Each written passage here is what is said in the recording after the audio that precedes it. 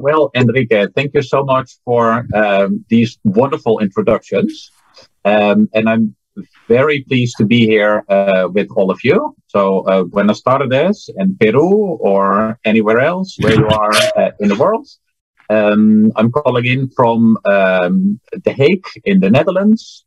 And I assume that my presentation has been, well, it has been recorded already, and it's also been translated. So hopefully that's it will be possible to have that in the screen, and then we can have some discussion afterwards. So I hope that that will be that will be possible for this time being. Ok, ¿podríamos, por favor, colocar la presentación? Buen día, donde quiera que se encuentren. Mi nombre es Margaret Hell. Me conecto desde La Haya, en los Países Bajos, y me siento honrado de estar presente hoy para tratar sobre el protocolo y la participación de los stakeholders durante y después de la pandemia por COVID-19. Y es que todos alrededor del mundo estamos lidiando con la misma situación, pero no existe una solución única. De hecho, el último año y medio hemos visto que las medidas, las restricciones, las consecuencias de la pandemia han sido diferentes, como también ha sido diferente el impacto que ha tenido en la forma en la que veníamos manejando el protocolo y los compromisos o encuentros oficiales de los stakeholders. Y es por esta razón que decidí añadir un capítulo sobre el tema a nuestro libro, Una guía para expertos en protocolo internacional, que en el año 2016 publiqué junto a Gilbert Monod de Frautville, quien fuera maestro de ceremonias de la corte de la reina Beatriz de los Países Bajos. Y en este nuevo capítulo que añadimos en abril de este año 2021, quisiéramos incluir las contribuciones de profesionales de diferentes partes del mundo para conocer cuáles fueron realmente las consecuencias que tuvo la pandemia en los 6 continentes.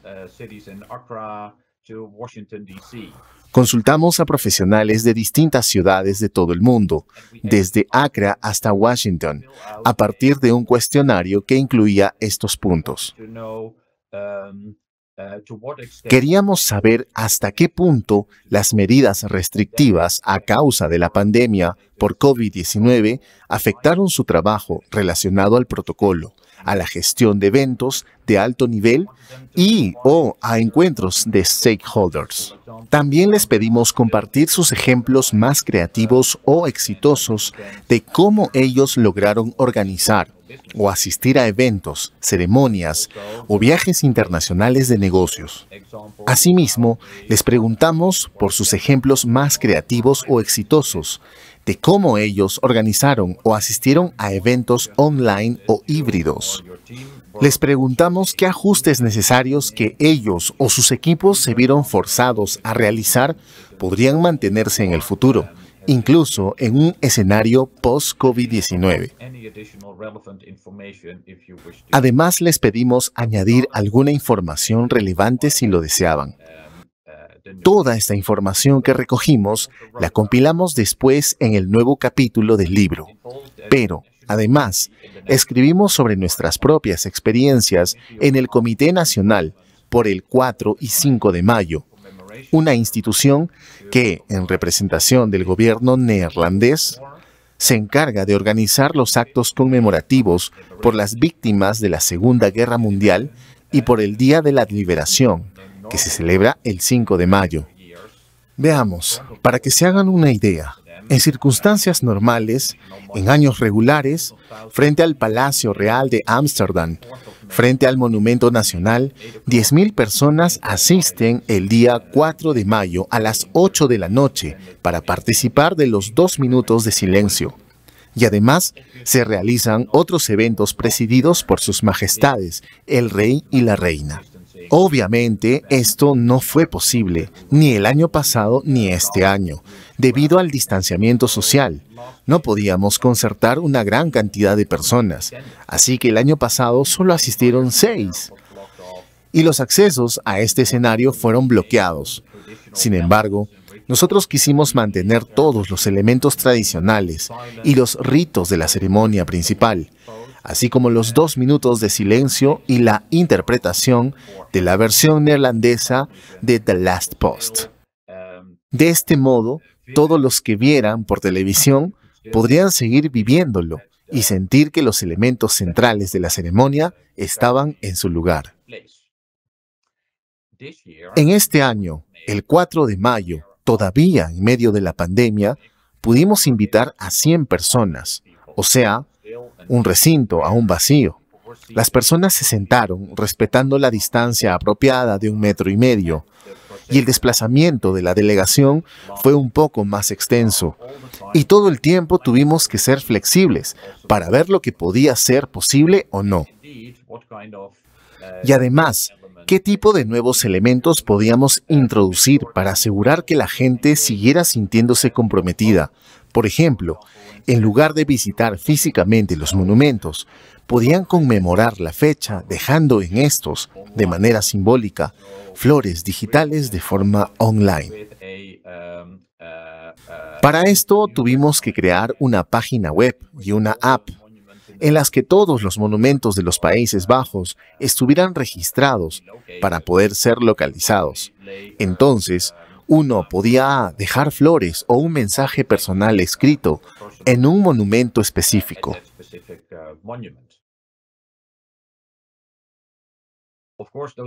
Por supuesto que estos formatos digitales se han implementado en todas partes del mundo, de la misma forma que en los últimos días venimos realizando este evento desde el Perú, pero que puede ser seguido desde cualquier parte del mundo. La cumbre del Grupo de los 20 y otros grandes encuentros se han desarrollado de forma virtual, pero se ha buscado conservar algunos elementos tradicionales, como la presentación de las cartas credenciales por parte de un embajador recién nombrado, cuando éste se presenta ante el jefe de Estado del país al que va, como es, por ejemplo, el rey de los Países Bajos. Sin embargo, se da el caso de que algunos embajadores ante los Países Bajos se instalan en Bruselas, Bélgica, y debido a las restricciones de viajes, no pudieron presentar sus cartas credenciales de manera física. Entonces, fueron invitados a la Embajada de los Países Bajos en Bruselas, donde el embajador neerlandés actuó como un enlace, pero al mismo tiempo, en una pantalla, tuvieron una conexión en directo con el Palacio Real de La Haya, donde Su Majestad el Rey, junto a su edecán y delegación acompañante, estaban ahí para seguir ofreciendo sus respetos a esta forma tradicional del inicio de gestión de un nuevo embajador. En los Países Bajos sí se realizó físicamente, pero, como pueden observar, se colocó en medio de una mesa alta como parte de las medidas de distanciamiento social. Entonces, el embajador dejaba sus cartas credenciales sobre la mesa y luego el rey se acercaba a recogerlas. Como ven aquí, no se usaron mascarillas porque se estaba respetando la distancia apropiada. Pero en Bélgica, por ejemplo, no quisieron tener la mesa en medio. Prefirieron mantener la entrega física y directa, como ven aquí. Y por lo tanto, todos, incluidos Su Majestad el Rey, usaron mascarillas. Podemos ver, entonces, que existen diferencias de un lugar a otro, incluso cuando estos son bastante cercanos. Para la ceremonia del Premio Nobel de la Paz, normalmente celebrada en Oslo, esta vez, en diciembre del año pasado, un representante del Comité del Nobel viajó a Roma para entregar físicamente la medalla y el certificado, en un entorno online, en la propia sede del Programa Nacional de Alimentos de la ONU, que fue el galardonado con el Nobel de la Paz. Nuevamente mascarillas, un espacio pequeño pero acogedor. Y es que el comité del Nobel no quería que su invitado de honor tuviera que hacer cuarentena tras su llegada a Noruega. Entonces dijeron, ok, vamos a invertir este paso. Viajamos nosotros a Italia para honrar ahí, como corresponde, al ganador del Premio Nobel de la Paz en una pequeña ceremonia.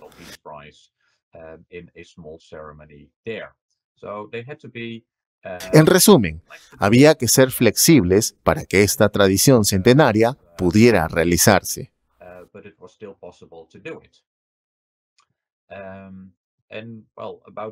Ya que hablamos de tradiciones centenarias, otra, pero totalmente diferente, es la que observamos aquí. Cuando Su Majestad la Reina Isabel II nombró caballero a este veterano de 100 años, el capitán Tom Moore, quien recaudó una importante suma de dinero para el sistema británico de salud pública, tras haber cumplido el reto de caminar 100 vueltas alrededor del jardín de su casa.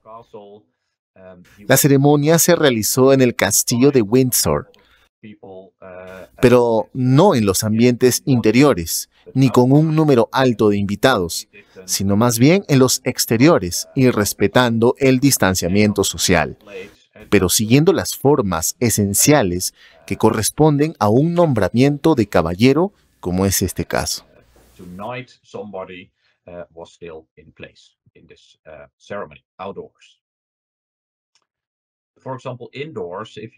Y si, por ejemplo, se quiere recibir a los invitados en un ambiente interior, se puede hacer igualmente, considerando la disposición adecuada de los asientos en función del distanciamiento social. Como vemos en esta imagen, la H representa al anfitrión, la G o H representa al invitado de honor, y las GS responden a los demás invitados. Y en el caso de las parejas, es decir, personas que pertenecen a una misma familia, estas no tienen que mantener el distanciamiento social, y sus asientos pueden estar juntos. Claro que entre pareja y pareja sí se debe respetar la distancia apropiada. Entonces, podemos seguir aplicando las reglas del protocolo, pero tenemos que ser flexibles para determinar hasta cuántos invitados podrían ubicar alrededor de una mesa.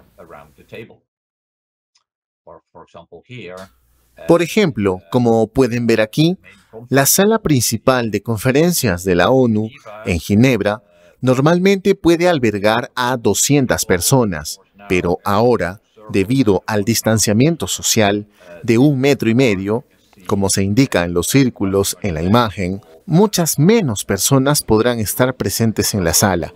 Por lo tanto, a partir de las listas de invitados, se deben tomar decisiones estratégicas sobre a quiénes invitar y a quiénes no, puesto que, por las circunstancias, es necesario limitar el número de invitados.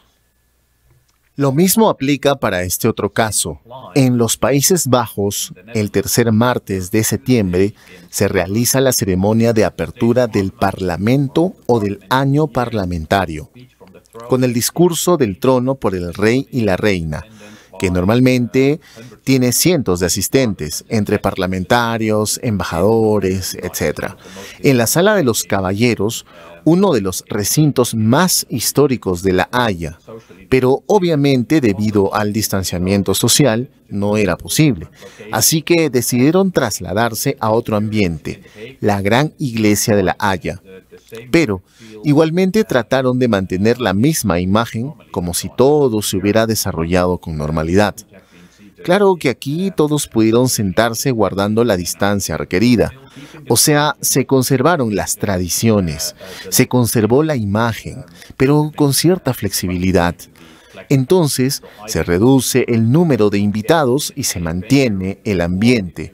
O, si es indispensable contar con la presencia de todas esas personas, se cambia el ambiente para tener más espacio. Y aquí tenemos algunas lecciones globales, así como predicciones y recomendaciones para un futuro próximo, que recogimos de los cuestionarios que enviamos a nuestros amigos profesionales de distintas partes del mundo.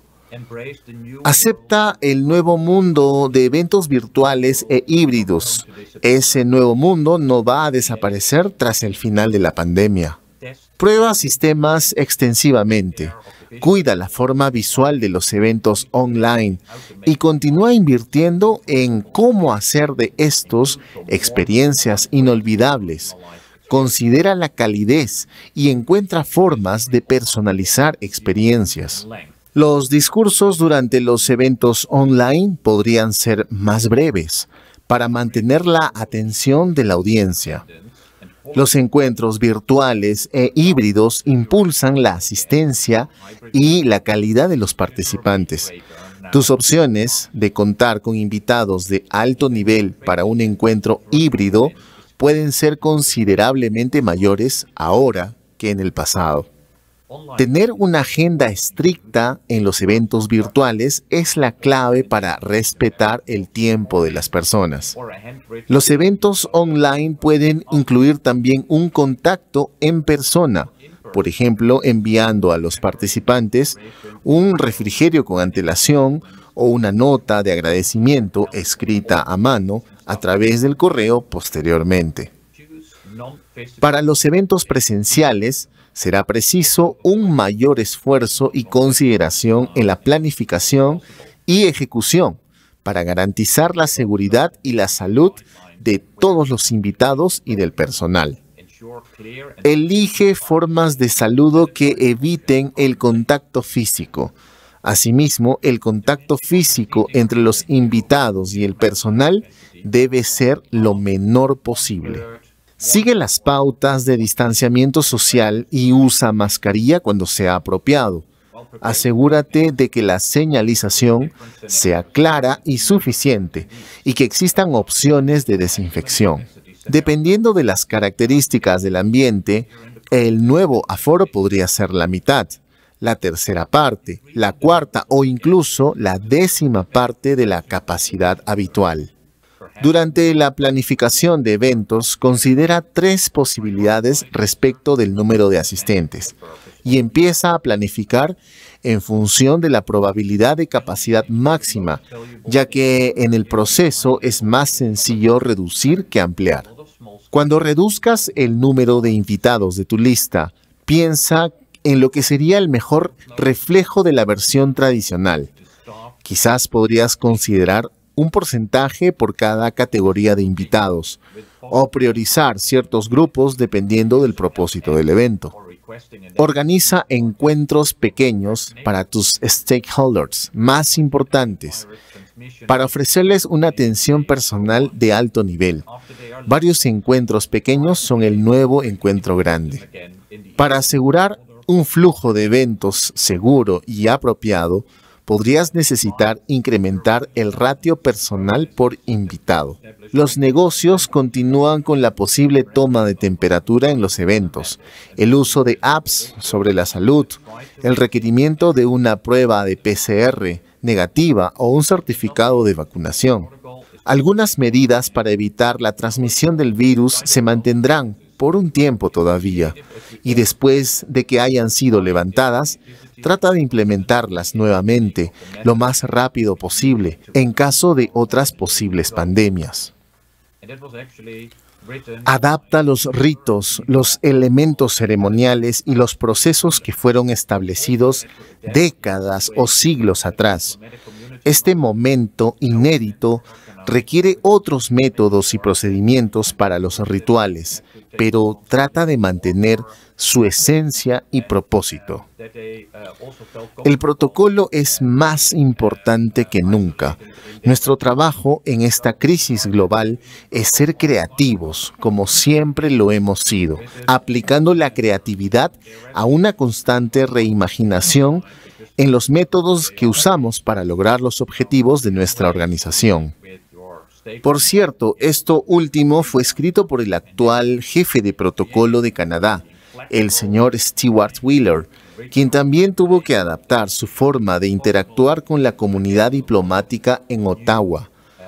No porque hubiera eventos que organizar, sino porque él quería asegurarse de que los embajadores estuvieran bien, se sintieran cómodos, aislados en sus residencias, y por ello decidió realizar visitas diarias y breves en bicicleta a cada uno de los embajadores para preguntarles desde fuera si se encontraban bien. Son nuevas formas de manejar la participación y el compromiso de los stakeholders en tiempos de pandemia. siendo creativos, flexibles, tratando de mantener los rituales tal cual, si es posible. Pero creo que tenemos muchas nuevas e inspiradoras formas de gestionar las relaciones con nuestros stakeholders más importantes. Seguramente todos ustedes tienen sus propias experiencias y buenas prácticas. Estaría muy feliz de escucharlas. Pero si tuvieran alguna pregunta, por favor, siéntanse en toda la libertad de hacerlo. Y bueno, disfruten de trabajar en este fantástico campo del protocolo. Y ojalá puedan también disfrutar la lectura del libro, escrito originalmente en inglés, pero disponible también en español y mandarín, aunque el capítulo adicional post-pandemia no está incluido todavía en esas versiones. Probablemente para fines de este año ya las tengamos, además en una edición en la nube. Muchas gracias por su atención. Estaré encantado de responder a cualquier pregunta que pudieran tener. Muchas gracias.